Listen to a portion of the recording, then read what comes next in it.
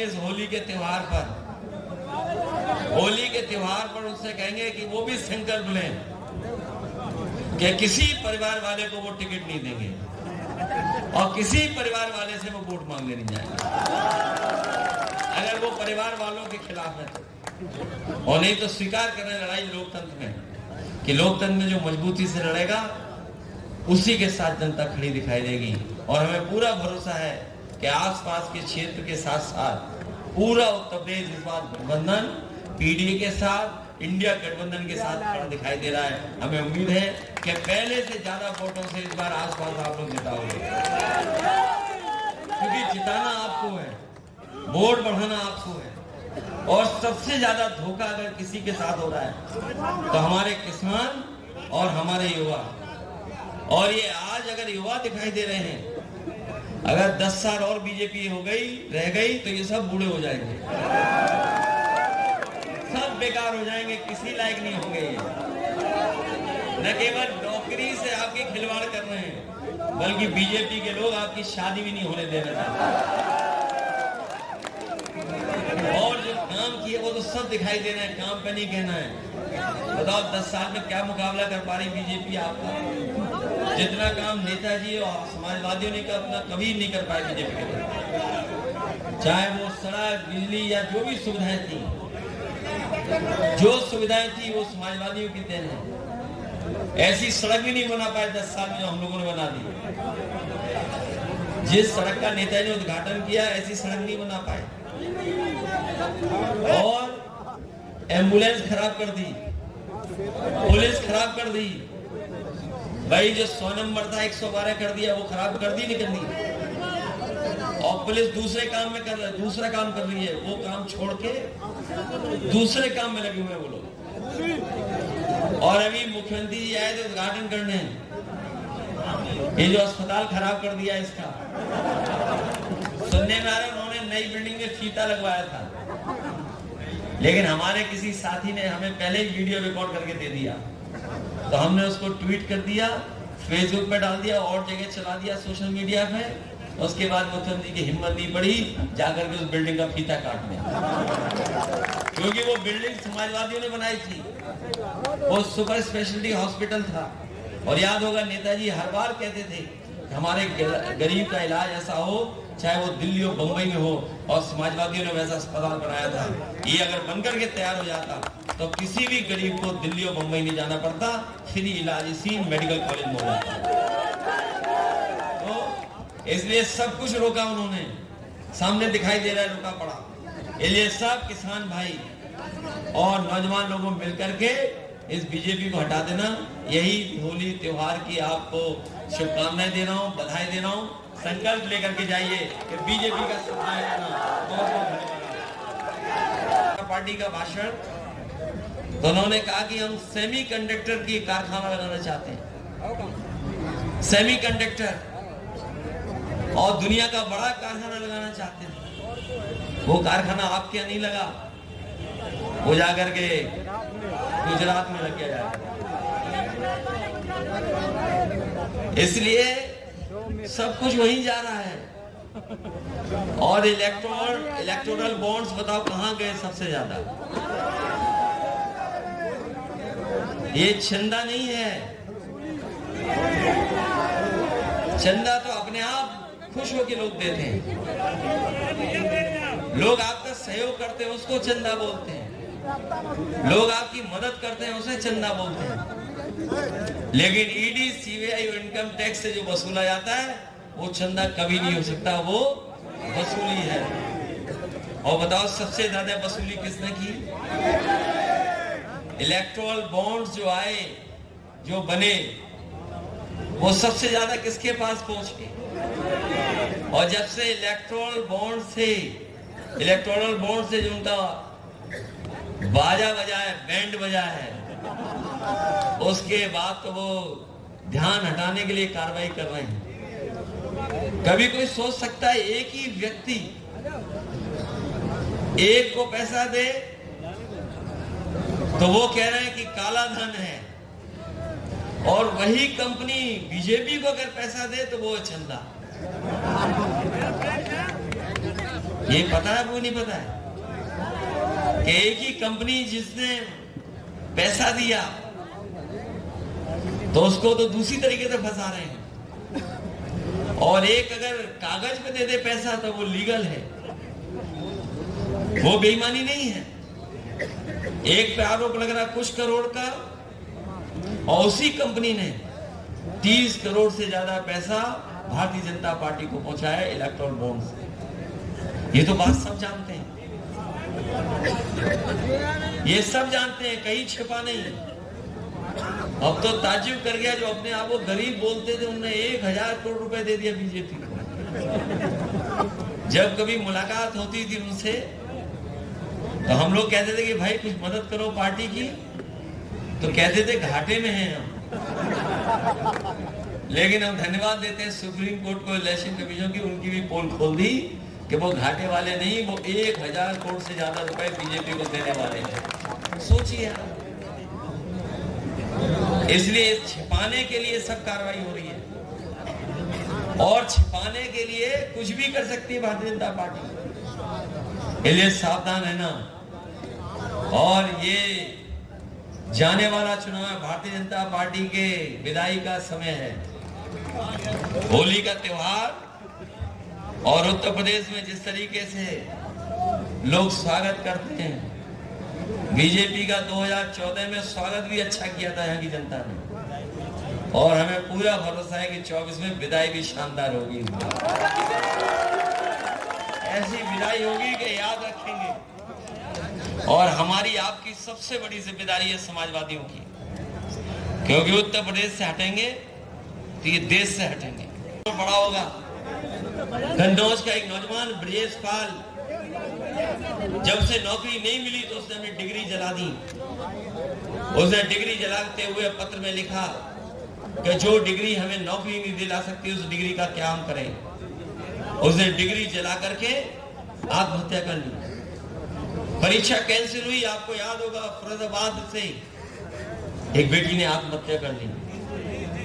शिक्षा मित्र यहाँ अगर होंगे वो जानते होंगे, गांव में उनके लगभग 5000 शिक्षा मित्र आत्महत्या कर चुके हैं। तो इसलिए हम लोगों ने गणित बताया बीजेपी को, उसका जवाब आज तक नहीं दे पा रहे हैं कि अगर 60 लाख बच्चे प्रभावित हुए हैं केवल पेपर लीक और परीक्षा से, और उनके परिवार के अगर हम माँ बाप को ही केवल जोड़ दें, अगर 3 सदस्य हो जोड़ दें केवल एक परिवार के जो नौकरी से प्रभावित हुए, तो 3 गुना 60 लाख तो बनता है 1 करोड़ 80 लाख।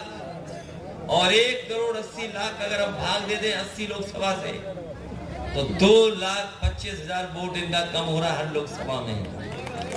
इसका जवाब अगर भारतीय जनता पार्टी के पास हो तो बता दें, कोई अगर जवाब हो इसका तो बता दें। और जो चरम सीमा पर महंगाई है, और जो चरम सीमा पर अन्याय हो रहा है, जो लोग आंकड़े जानते होंगे, आंकड़े जानकारी कर लेना। जब से बीजेपी की सरकार आई है, एनसीआरबी के आंकड़े कहते हैं कि बीजेपी के 10 साल के कार्यकाल में 1 लाख किसानों ने आत्महत्या की है। 1 लाख किसान जिस देश की आत्महत्या कर रहे हो, तो बताओ वो देश कैसे विकसित भारत बनेगा। हमारे प्रधानों से अगर पैसा ना वसूला होता तो इनकी विकसित यात्रा भी ना हो पाती। ये प्रधानों से पैसा वसूल करके विकसित यात्रा की इन्होंने। तो 1 लाख किसान अगर आत्महत्या कर लें, नौजवान को नौकरी ना हो, उद्योग कारखाने न लग पा रहे हो, और कितना बड़ा सपना दिखाया बड़े बड़े उद्योगपतियों को बुला करके कि यहाँ कारखाने लगेंगे, उद्योग लगेंगे। अगर एक भी उद्योग कारखाना लगाओ तो बता दें। हमें सूचना मिलती है कई बार कि ये लोग एक्सप्रेस वे के किनारे कभी कभी नाप लेते हैं जगह कि कारखाना आने वाला है। इनकी सरकार में कारखाने उत्तर प्रदेश से वैसे ही भाग गए जैसे एक्सप्रेस वे पे रफ्तार से गाड़ी चली जाती है। और सच्चाई ये है, जो कारखाने उत्तर प्रदेश को लगने थे वो उत्तर प्रदेश में नहीं लगे, गुजरात में जाकर के लग गए। एमएसपी नहीं है, एमएसपी के साथ साथ हमारे किसानों का ये सम्मान भी है जो एमएसपी के माध्यम से हम सब लोग मिलकर के दिलाना चाहते हैं। एमएसपी कोई कीमत नहीं है, किसानों के मान सम्मान दिलाने का काम, उनकी मेहनत, उसका परिश्रम, उसके लिए सम्मान देने का काम है एमएसपी। इसलिए जहां हम लोग होली का त्योहार मना रहे हैं, ये बहुरंगी और रंगों का त्योहार, कई लोगों को रंग नहीं पसंद है, उन्हें केवल एक रंग पसंद है, उन्हें केवल एक रंग पसंद है। लेकिन हमारा लोकतंत्र तब मजबूत होगा जब बहुरंगी होगा, बहुरंगी लोग इसके अंदर होंगे, अलग अलग विचारधारा, अलग अलग सोच के लोग हैं। इसलिए ये चुनाव हमारे आपके लिए परीक्षा का तो है ही है, लेकिन भविष्य का चुनाव हमारे आपका इसलिए भी जरूरी है क्योंकि नेताजी ने जिस विचारधारा को हमें और आपको दिया है, जिस ऊंचाई तक नेताजी विचारधारा को लेके गए हैं, हमारी सभी समाजवादियों की जिम्मेदारी बनती है इस विचारधारा को और ऊंचाई तक हम लोग पहुंचाने का काम करें। हम लोग 34, 35, 36% तक पहुंच गए वोट पाने में, लेकिन अगर आपका प्रयास और मेहनत और हो जाएगी तो हम लोग बीजेपी का भी मुकाबला कर लेंगे। क्योंकि बीजेपी जिस तैयारी के साथ है, बीजेपी जिस तैयारी के साथ है, वोट 51% पाना चाहती है। बीजेपी जो तैयारी कर रही है वो पढ़ने वाला वोट 51% से ज्यादा पाना चाहती है। इससे हमारे कार्यकर्ता और बूथ और जमीन पे जो साथी हैं, उनकी जिम्मेदारी बनती है कि अपना बूथ जिताएं, अपने बूथ को बचाएं और वोट डालने से लेकर के वोट पड़वाने तक हमें सावधान रहना पड़ेगा। क्योंकि अगर हम सावधान नहीं रहे तो इस बार लोकतंत्र नहीं बचेगा, हमें आपको जो अधिकार मिले सब छीन लिए जाएंगे। ये धीरे धीरे पता लगेगा कि अधिकार कैसे छीने गए। ये नौजवान तो महसूस कर रहे होंगे, इनके हाथ में न रोजगार है न नौकरी है, और इस सरकार में कोई परीक्षा नहीं बची जो लीक न हुई हो। हर पेपर लीक हुआ और एक परीक्षा लीक नहीं हुई, एक नहीं लीक हुई, न 2, न 3, न 4, न 5 परीक्षाएं, न 6, न 7 परीक्षाएं, 8 और 9, 10 तक परीक्षाएं लीक हुई हैं। और ये परीक्षा अपने आप नहीं लीक हो रही, पेपर अपने आप लीक नहीं हो रहे। ये सरकार जानबूझ करके पेपर लीक करा रही है जिससे नौजवानों को नौकरी न देनी पड़ जाए। और केवल सवाल नौकरी का नहीं है, नौकरी के साथ साथ अगर नौकरी देंगे तो आरक्षण भी देना पड़ेगा। इसलिए जानबूझ करके ये पेपर लीक कर रहे हैं। हमने इन लोगों को गणित बताया, जो नौजवान नाराज हैं पेपर लीक से और नौकरी न पाने से, तो अगर हम उनकी गिनती कर लें तो 60 लाख हैं। पहले आप सबको होली के त्योहार की बहुत बहुत शुभकामनाएं और बधाई देना चाहता हूं। ये त्योहार जहां रंगों को लेकर के आया है, खुशी मनाने का हमें और सबको मौका दे रहा है, वही मिठाई और गले मिलने का जो मौका दे रहा है हमें त्योहार, वही आज त्योहार के दिन हम लोग संकल्प लें। और ये त्योहार हमें प्रेरणा भी देते हैं और याद दिलाते हैं कि हम सबको मिलकर के लगातार अन्याय के खिलाफ, बुराई के खिलाफ लड़ते रहना है। मुझे उम्मीद है कि जो आने वाला चुनाव होने जा रहा है 2024 का, ये केवल 2024 का चुनाव नहीं है, बल्कि हमारे देश के भविष्य का भी चुनाव है। और देश के भविष्य के साथ साथ हमारी आने वाली पीढ़ी का ये भविष्य का भी चुनाव होने जा रहा है। इसीलिए मैंने कई मौकों पर कहा कि जिस तरीके से समुद्र मंथन हुआ था, समुद्र मंथन जिस तरीके से हुआ था, उसी तरीके से इस बार संविधान मंथन होने जा रहा है। और इस संविधान मंथन में एक तरफ तो वो लोग हैं जो संविधान को बचाना चाहते हैं, संविधान को सुरक्षित रखना चाहते हैं, और दूसरी तरफ वो ताकतें हैं जो संविधान को खत्म कर करके संविधान के भक्षक बनकर के आए। इसलिए ये चुनाव जहां भविष्य का है, वहीं संविधान बचाने का भी चुनाव है। संविधान बचेगा तो लोकतंत्र बचेगा।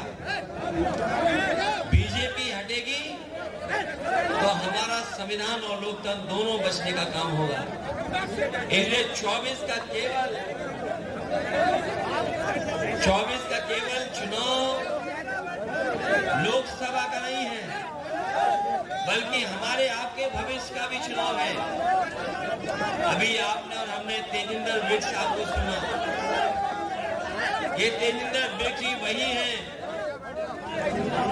जो बाल बाल बच गए, जिनकी जान ले ली होती। हमने देखा था लखीमपुर में किस तरीके से थार ने किसानों के आंदोलन को कुचलने का प्रयास किया था। उस आंदोलन का नेतृत्व जहां किसान नेता कर रहे थे, वहीं तेजिंदर वृक्ष भी थे। इसमें कई लोगों की जान गई। सबसे पहले थार इन्हीं से टकराई थी। भगवान की कृपा है कि इनकी जान बच गई, लेकिन बहुत सारे इनके साथी नहीं बचे।